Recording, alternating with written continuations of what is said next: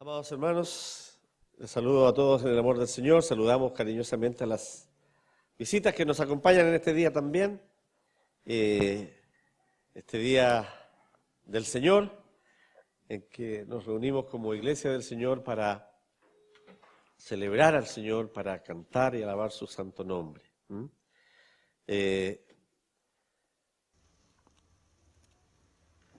Es una ocasión especial, como decimos, porque estamos celebrando un fin de semana especial, ahí, fin de semana largo, que algunos lo han tomado como periodo de vacaciones, ciertamente para viajar, libre de responsabilidades laborales, estudiantiles, con ocasión de celebrarse mañana el Día Nacional de la Iglesia Evangélica y Protestante en Chile y en particular nosotros recordando que el 31 de octubre también es el Día de la Reforma Protestante.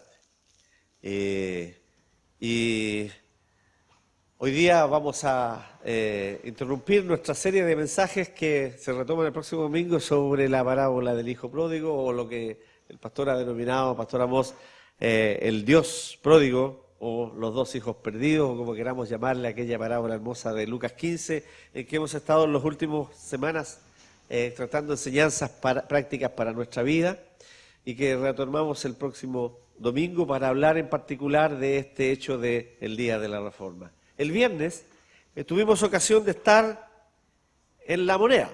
Ustedes ven que yo estoy medio colorado aquí, ¿eh? Mis hijos se reían el otro día de mí, yo no sé por qué, pero se reían.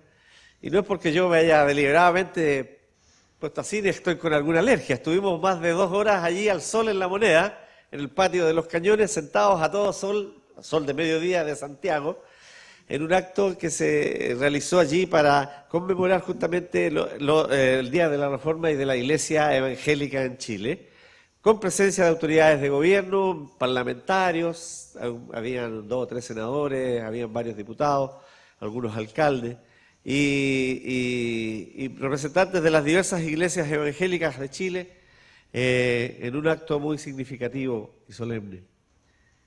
Participaron también los niños de la Fundación Se Puede, que es una fundación de niños Down, que se inició al alero de la Sexta Iglesia de Santiago, y muy significativa su participación allí, impactante como ellos participaron en esta ceremonia. Dando testimonio de lo que la Iglesia Evangélica ha hecho a nivel del país, también del trabajo que se puede seguir haciendo, porque no solo es presencia en las cárceles, no solo es presencia, como ahí se dio testimonio, en la Fundación La Roca para rescatar drogadictos y traerlos a una nueva vida. No solo es hogar de ancianos, no solo es hogares de niños, no solo es en la predicación del Evangelio que cambia las vidas, también ayuda en estas otras circunstancias, porque hombres visionarios con la visión y la mentalidad del Evangelio pueden ver que allí hay un trabajo que hacer, una labor que realizar, un testimonio que dar. Pero me llama la atención, ¿cuántos de ustedes vieron en las noticias que hubo este acto en La Moneda el día viernes? ¿Alguien lo vio? Le aseguro que si hubiese sido una procesión de la Virgen del Carmen habría salido en todos los canales de televisión. Esa es la discriminación que todavía tenemos que vencer en este país, porque eso no es noticia.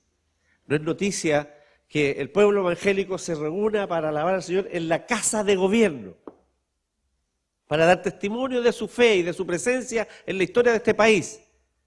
Una foto así, de este tamaño, en el Mercurio de ayer, día sábado, dice: celebración del Día de la Iglesia Evangélica en la ex penitenciaría de Santiago. Una foto tomada de vista aérea, por lo tanto no se ve ningún acercamiento, se ve la gente reunida ahí, los reclusos probablemente y otras personas, y dice en el epígrafe abajo de la foto que se celebraron 2 actos, este de la cárcel de la penitenciaría de Santiago con los presos, presidido por el pastor Durán, que es el pastor de la Catedral Evangélica Pentecostal de Santiago, y un acto en La Moneda en el que asistió el secretario general de gobierno, el señor Cristian Larroulet, que dijo unas palabras de saludo. Y eso es todo. Eso es todo. En un diario que tiene 1 metro por 50 será del ancho del Mercurio, si no me equivoco, y que el día sábado trae una edición de por lo menos 60 páginas. Ese Eso representamos para los medios de comunicación controlados en este país, que no quieren abrir sus páginas ni sus noticias. ¿No las necesitamos realmente? Probablemente que no, porque el Evangelio puede llegar y debe llegar por medio nuestros a ellos. Pero eso habla de cómo se controla la información en este país. Lo que el editor del diario quiere publicar, lo que el editor del canal de televisión quiere poner, eso pone. Así que créale la mitad a lo que dice la prensa y lo que dice la televisión, porque esa es la opinión del editor fundamentalmente, y la mitad de las noticias se callan, se ocultan, se transforman o simplemente apenas se mencionan, porque no les interesa. Y eso habla de la secularización de este mundo, de la banalidad de este mundo, porque la farándula tiene más tiempo que esa noticia de importancia. Como decíamos, hoy estamos en el Día de la Reforma, o estamos celebrando aquí el Día de la Reforma. Y quiero leer solamente 2 textos antes de entrar al mensaje que va a ser centrado en la temática de este día. Un texto del profeta Isaías. Allá en el capítulo 8, él dice en el versículo 20, a la ley y al testimonio. Si no dijeren conforme a esto es porque no les ha amanecido. A la ley y al testimonio. Y el texto que nuestra hermana nos recordaba, porque no me avergüenzo del Evangelio, porque es poder de Dios para salvación a todo aquel que cree, porque el justo por la fe vivirá.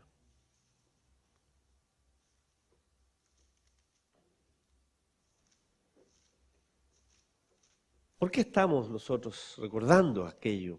¿Por qué estamos hoy recordando este día? Porque sin duda queremos en primer lugar agradecer a Dios por aquellos hombres visionarios, siervos inspirados de Dios que fueron precursores y forjadores del movimiento aquel que es conocido como de la Reforma protestante. Y por la herencia que nos toca a nosotros, que nos ha tocado a nosotros poseer. Corría el año 1512 aproximadamente, cuando el monje, el monje agustino Martín Lutero, aquel hombre estudiante de Derecho, mientras iba en una tormenta por un camino de regreso a su hogar y temiendo ser alcanzado por los rayos, cae de rodillas ahí abajo de un árbol escondiéndose y clamando a Dios y dice, si me libras de esta, Señor, yo te serviré, y se metió a ser monje. Y allí estando en la congregación agustina fue estudiando, fue aprendiendo esta vida de ascetismo, de sacrificio, de duros golpes del cuerpo, de maltrato personal, pensando que con eso él podía agradar a Dios. Y dice que la historia que más o menos en 1512 él fue al Vaticano. Él era ya profesor en la Universidad de Wittenberg y fue a Roma a una entrevista papal. Y allí conoció parte de la corrupción que existía en su tiempo y de lo lejos que está la iglesia de la verdad del Evangelio. Y cuando él sube de rodillas la llamada escala santa del Vaticano, supuestamente la escala en la cual ascendió el Señor para llegar hacia Pilato, cuando fue juzgado, o ese pseudo juicio que se le hizo en su condenación. Ahí recuerda, como un rayo de luz que ilumina en la oscuridad, como aquellos rayos que casi lo alcanzan cuando iba en ese camino con lluvia y viento que lo hizo prometer servir al Señor. Digo, como un rayo se le cruza este texto de Romanos 17, el justo por la fe vivirá. Y entonces él empieza en su mente a trabajar esta idea. ¿Por qué tenía que hacer todos esos sacrificios? ¿Por qué esa gente tenía que subir esa escala de rodillas o de guata o ir a pagar unas mandas, entregar dinero a determinados santos o a determinadas imágenes o a determinadas cosas para obtener cierto grado de salvación o la limpieza de ciertos pecados?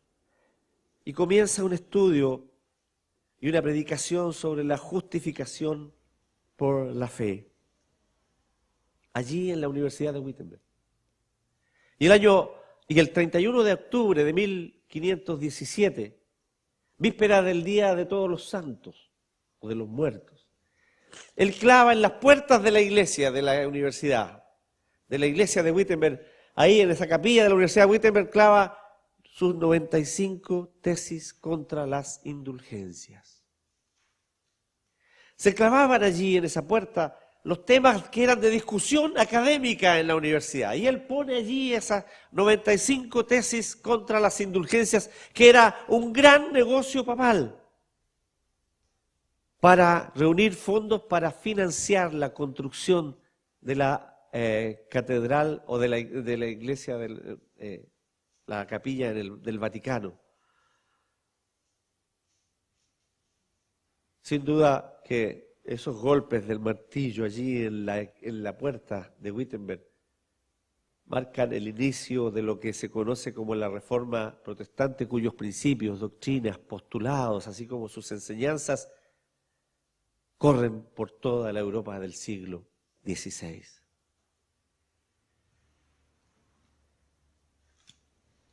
No queremos sino hacer esta pequeña reseña de la parte histórica para introducirnos directamente en el tema.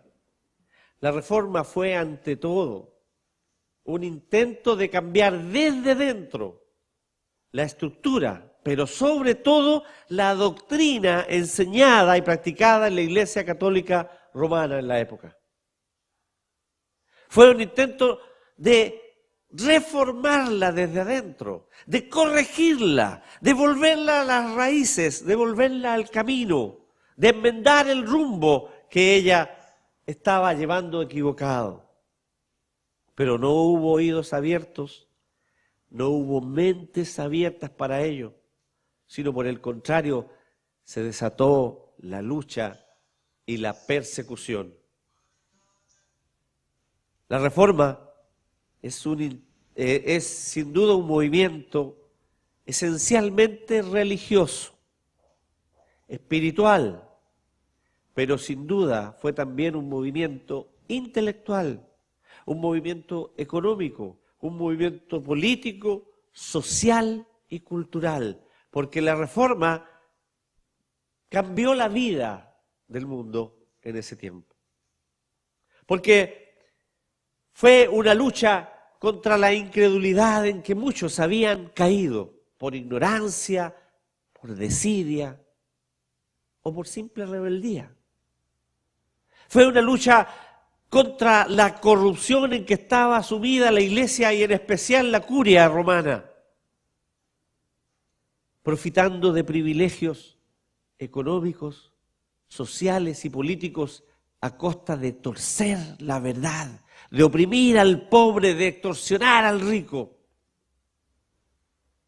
Fue una lucha contra el error y la ignorancia, aquel mal que ocultaba la palabra de Dios y su verdad de los ojos y oídos del pueblo y lo conducía a ídolos falsos, a doctrinas falsas, a cultos y creencias humanas e idolátricas.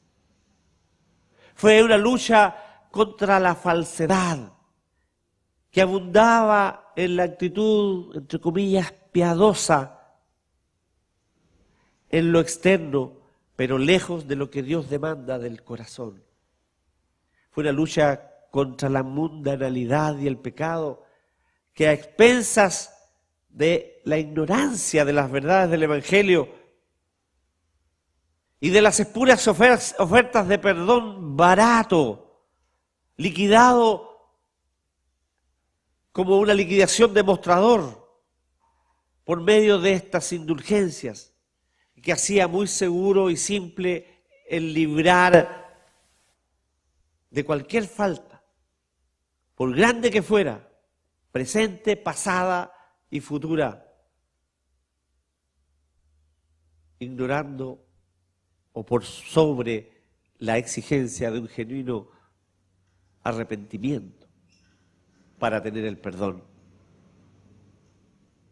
Ciertamente la Reforma quiso llevar a su tiempo a una vuelta, a un retorno a la verdad, a un retorno a la fe verdadera y pura, a un retorno a la fuente, al origen, a un retorno al fundamento, aquel que está puesto por Dios, que es Jesucristo el Señor. Un retorno a la pura y santa palabra de Dios, tal como fue revelada. Un salir de las tinieblas a la luz, aquella luz que ilumina no solo el camino, sino que la mente, el corazón, los ojos del alma.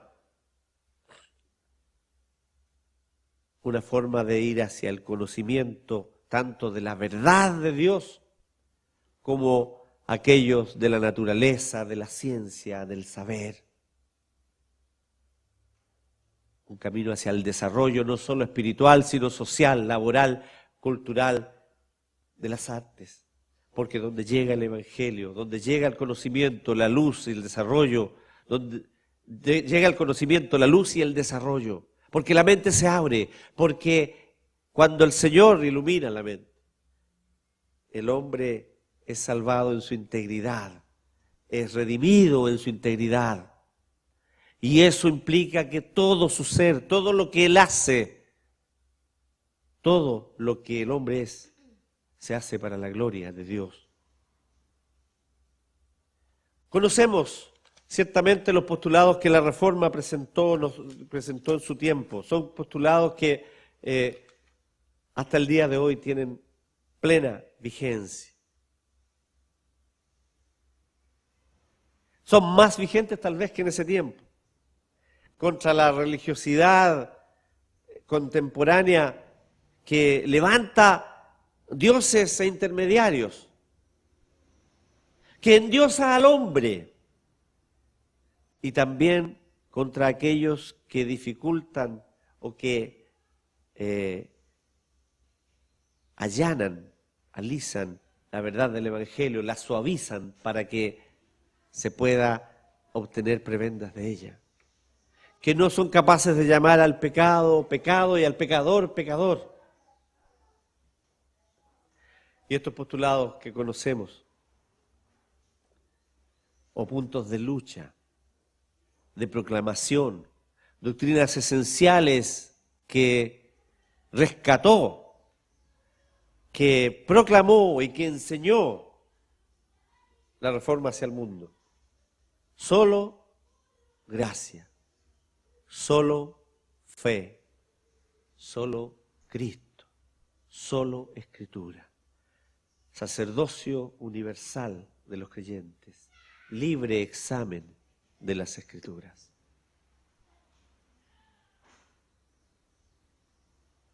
Solo gracia, nos dice, solo por gracia,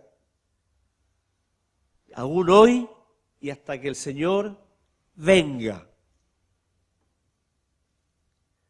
Contra todos aquellos espiritualistas que exigen normas y actos humanos para ser aptos. Hacen exigencias al hombre de un tipo determinado para decir, si no cumple con este requisito, si no cumple con esto, no tiene posibilidades de perdón. Contra todo lo que el hombre cree merecer por ser bueno. Nada que el hombre haga. Lo vimos cuando hablamos de los postulados de la Reforma hablamos de la salvación, idea de Dios, y mencionamos en los cánones de Dort o estos 5 postulados del calvinismo cuando hablamos de aquello. La elección de Dios es incondicional. No hay algún mérito en el hombre para que él pueda acceder al perdón de Dios. El perdón de Dios es de gracia, contra todo lo que el hombre cree que puede hacer o colaborar, solo por gracia. Como lo que la gracia es, un don gratuito de Dios. Por gracia sois salvos, dice Pablo. Y esto no de vosotros, pues es un don de Dios. No por obras para que nadie se gloríe, para que nadie diga yo hice esto, yo hago esto, yo soy así, yo soy así. No depende, decía la lectura, una lectura que nos hacían ahí, no depende del que corre, del que quiere, no depende. Dios tiene misericordia del que quiere. Como el barro, como el alfarero con el barro. Él hace una vasija para honra y otra vasija para deshonra. Si no le gusta la vasija, la desarma, la rompe y hace otra. Así sois vosotros en las manos del alfarero, de Dios. Y si usted está aquí, si usted cree en Jesucristo el Señor, es por la gracia de Dios. Solo fe, solo por la fe contra las obras y lo que el hombre cree que puede hacer para alcanzar la salvación. El mismo texto de Pablo nos dice que la gracia es un don de Dios y que la fe Dios también la da porque es un don de Dios. Por gracia sois salvos por medio de la fe y esto no de vosotros, pues es un don de Dios. Pero se refiere a una fe verdadera, se refiere a una fe bíblica, se refiere a una fe cristocéntrica. No una fe milagrera, aquella que espera pruebas, que pide milagros, que pide hechos portentosos, sobrenaturales o prodigios y señales para creer. Yo creo si pasa tal cosa, yo creeré si pasa tal otra. Tampoco aquella fe idolátrica que abunda en nuestro mundo actual y en nuestra región en particular. Si tenemos las 40 horas del Limache, tenemos allá Petorquita, tenemos Lo Vázquez y se me escapa alguna otra por aquí. No esa fe idolátrica.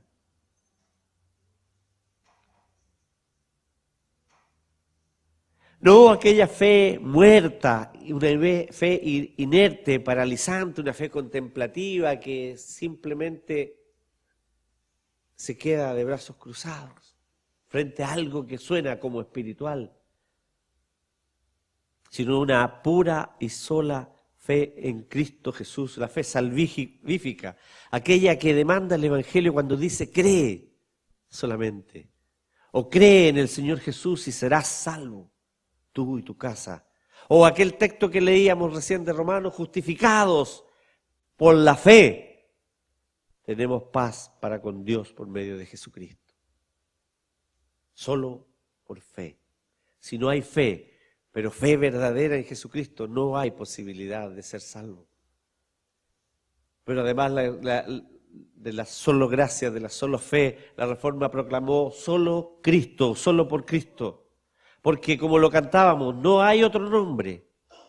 Solamente en Cristo, solamente en Él hay salvación.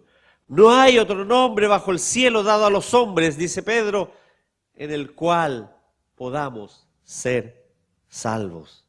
Es el nombre único, sin igual, nombre sobre todo nombre. Tal es así que Pablo en Filipenses proclama para que en el nombre de Jesús se doble toda rodilla.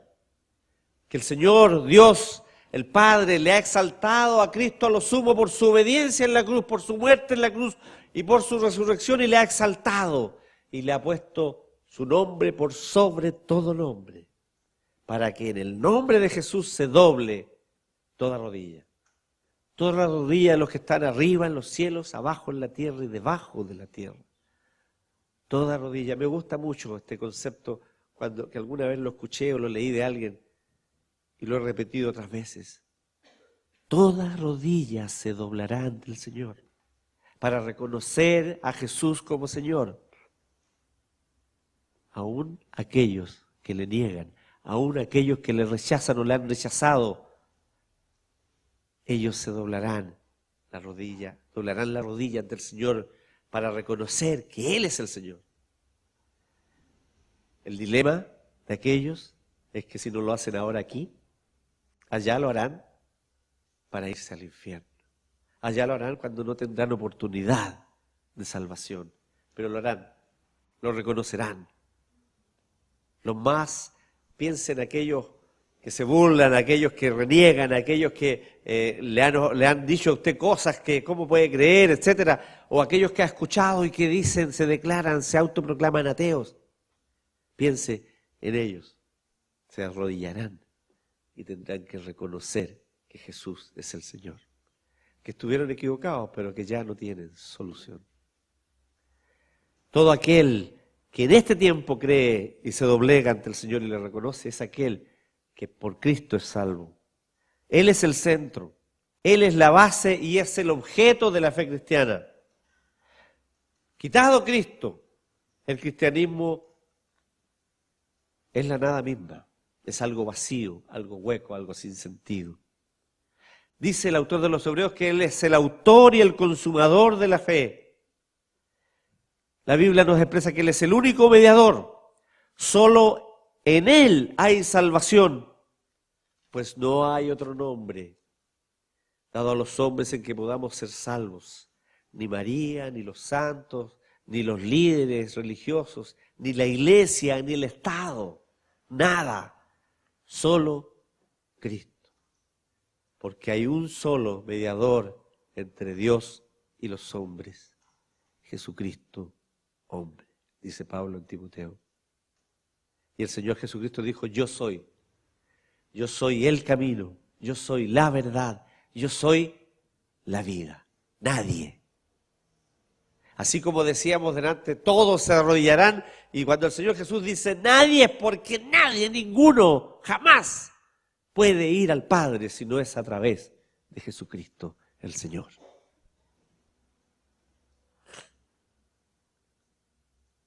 Solo gracia, solo fe, solo Cristo, solo la Escritura, solo la Biblia es la palabra de Dios. Es la única regla, como decimos cuando recibimos un miembro aquí de la iglesia, le preguntamos y le decimos si él cree que la Escritura, las Sagradas Escrituras del Antiguo y del Nuevo Testamento son su única regla o norma para su fe, al desarrollo de su fe, para vivir su fe y la práctica religiosa. Es la única norma o regla que existe y es vigente, es actual, a pesar de su antigüedad, con autoridad. La práctica y la fe se encuentra aquí y solo aquí en la Escritura. Solo ellas deben guiar nuestro creer y nuestro hacer. Contra todos los comillas, profetas de nuestro tiempo que se sienten con el derecho de decir, yo opino, yo digo, yo mando, yo creo. Se yergue el concepto del Señor. Escudriñad las Escrituras, porque ellas dan testimonio de mí. Y como decía el texto que citábamos en Isaías, a la ley y al testimonio de la palabra de Dios. Porque si no es conforme a esto, es como si estuvieran todavía durmiendo. No les ha amanecido, no ha sido iluminada su mente por el Espíritu del Señor. Cuando el Señor dice escudriñar las Escrituras, no solo dice que hay que leerlas, sino que hay que escarbarlas, hay que buscar entre líneas.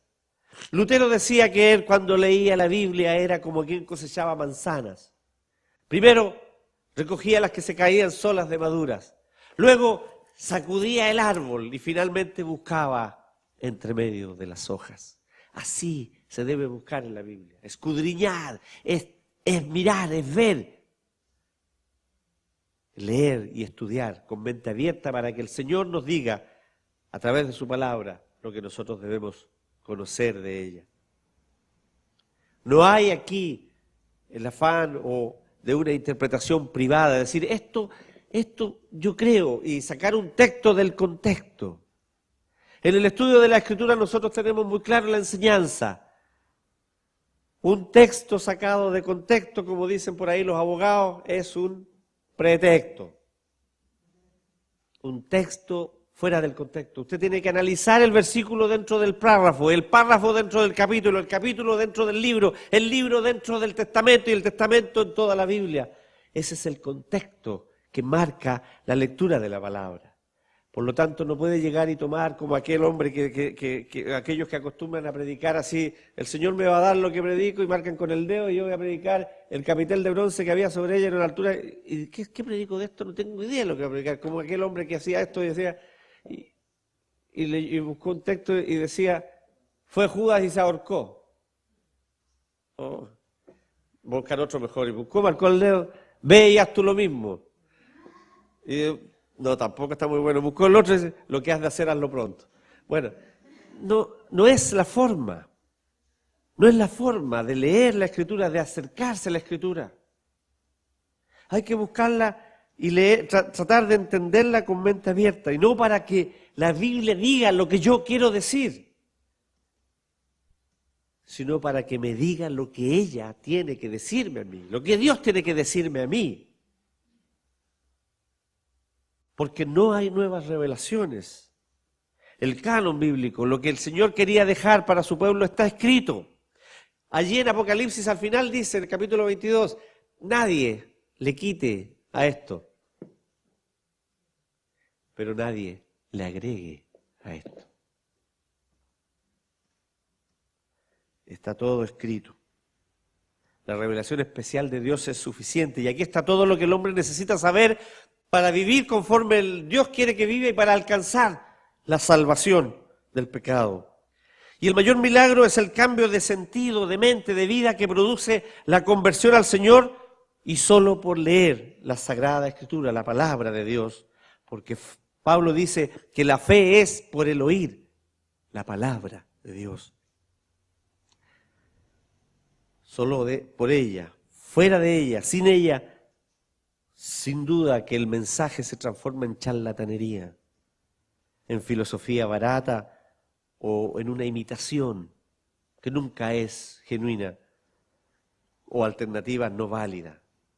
Por eso que la Reforma proclamó el libre examen de la Escritura, es decir, que la Escritura debiera estar al alcance de todo el pueblo. No era para la élite que representaba la curia. No era para estar encadenada como la encontró Lutero allí en el sótano de su convento, empolvada y encadenada para que nadie se la llevara y la leyera. Es para estar al alcance. Es para estar en el velador, para leerla en la noche, para leerla en la mañana, para meditar en ella en el día, para aprenderla en nuestra mente. Por eso la Escritura proclamó que todo hombre podía llegar y acceder a la Escritura. Y usted sabe cuál fue el primer libro. La Reforma coincide más o menos con la invención de la imprenta por Gutenberg en Alemania. ¿Cuál fue el primer libro que se imprimió masivamente en la imprenta de Gutenberg? La Biblia, que Lutero tradujo al alemán vernáculo. Y ese es otro producto de la Reforma. Unificó el idioma alemán que hablaba el pueblo, porque a ese idioma él tradujo las Sagradas Escrituras. Y se puso en la imprenta de Gutenberg al alcance de muchos. Antes eran manuscritos.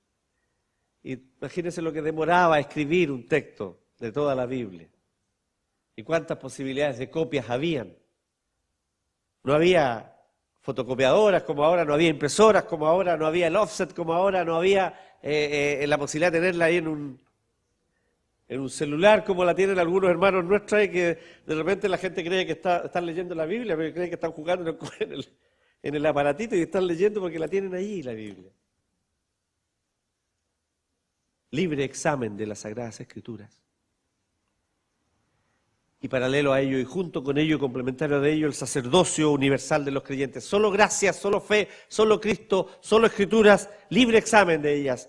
Y el sacerdocio universal de los creyentes, es decir, la Reforma proclama que usted, que yo y que cada creyente somos sacerdotes del Señor. Debemos proclamar su nombre, debemos velar por la pureza del Evangelio tal como está en las Sagradas Escrituras. Y que nuestro libre examen no sea un pretexto para poner la verdad, para torcer la verdad evangélica. Debemos ministrar a los demás, como el Señor lo hizo y como Él nos manda. El Señor quiere usarnos. para ello. Permitámosle que nos use en ese sentido y podamos nosotros efectivamente, como herederos de este gran legado glorioso, como aquellos hombres de esa época, como los que le siguieron para traernos el Evangelio a nosotros, aquí a esta nación y a este continente, como tantos que entregaron su vida por esta verdad. Nosotros, herederos de este legado glorioso, debemos pensar en que tenemos una responsabilidad, porque la Reforma luchó por volver a la Iglesia, a la Biblia y al puro mensaje de la Escritura. No lo lograron, ciertamente en su época, pero sí lograron, despertaron la conciencia de millones que, iluminados por el Espíritu Santo, conocieron y creyeron en el mensaje de las Sagradas Escrituras y han enarbolado los lemas de la Reforma y aún hoy siguen proclamando esta gran verdad. Solo por gracia, solo por fe, solo por Cristo, solo las Escrituras y todos los hombres, predicadores y ministros del Señor capacitados para el examen y la proclamación de las Sagradas Escrituras. Nuestras raíces están, pues, en la Reforma, que a su vez volvió a las raíces del Evangelio del Señor Jesucristo, a la fe apostólica y de la iglesia primitiva, de donde nunca debió haber salido. Somos herederos de ello.